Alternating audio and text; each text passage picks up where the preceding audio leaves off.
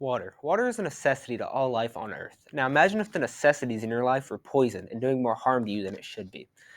I'm sure everyone's had a glass of water sometime or another, so as we sip into this topic, we will be reviewing the dark side of this clear beverage.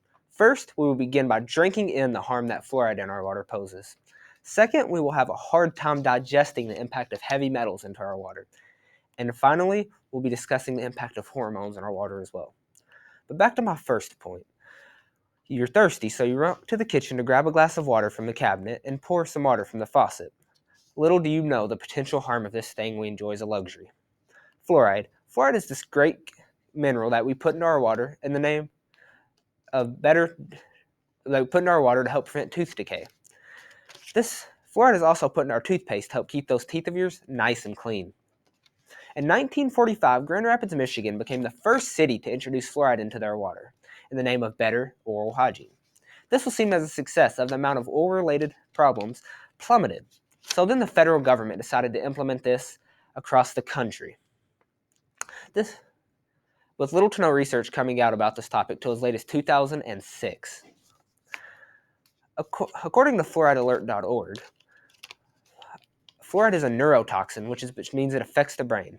And also, according to studies ran by Harvard, the prestigious medical journal The Lancet Review and the NRC have found that fluoride is shown to cause early dementia in humans, lower IQ, and even cause other widespread brain disorders such as autism.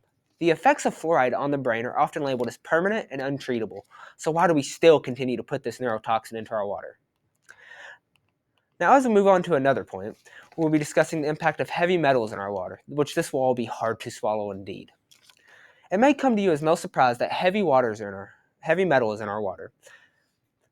While this is in such small ways that we cannot even see, does this mean it affects our bodies in minuscule ways as well?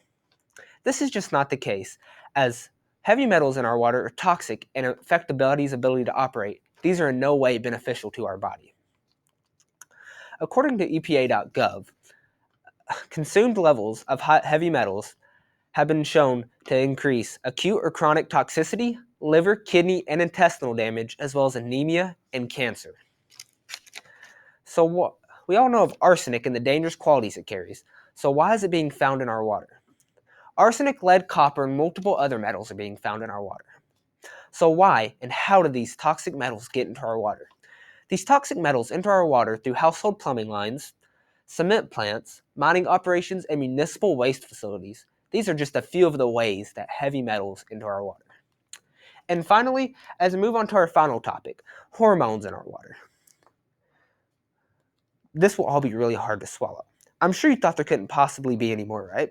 I'm sure in one way or another we've heard about the woman's primary reproductive hormone called estrogen. Estrogen is great for the woman's body as it helps protect against osteoporosis and helps increase serotonin levels in a woman. But too much of anything is bad, right? Too much estrogen in women has been linked to liver problems, increased stress, and even excess weight gain as well. According to the Thermo Fisher Scientific, in 2008, the U.S. Geological Survey tested tap water in 9 states and found 85 man-made chemicals, including some medications. While, of course, estrogen is not a man-made hormone, synthetic estrogens are still prescribed and produced. We've all heard about birth control, which is prescribed to women to help with period severeness and also to help, of course, from becoming pregnant. Up to 68% of this pill is deemed as unused, though, and released through urination right into our water supply. This has been attributed to the rise of estrogen being found in our water supply. But the prescription of birth control is not the only cause for this influx of estrogen into our water, as soy plays a huge role as well. Soy contains massive amounts of estrogen, which have been linked to raise serum estrogen and cause potential thyroid disorders, according to the University of Montana. Now let's take a clearer look into how estrogen affects the male body as well. Estrogen decreases a male's testosterone, and the side effects of too much estrogen in men, according to EPA.gov, states that an influx of estrogen has been shown to link to infertility, cancer, and even excess weight gain as well.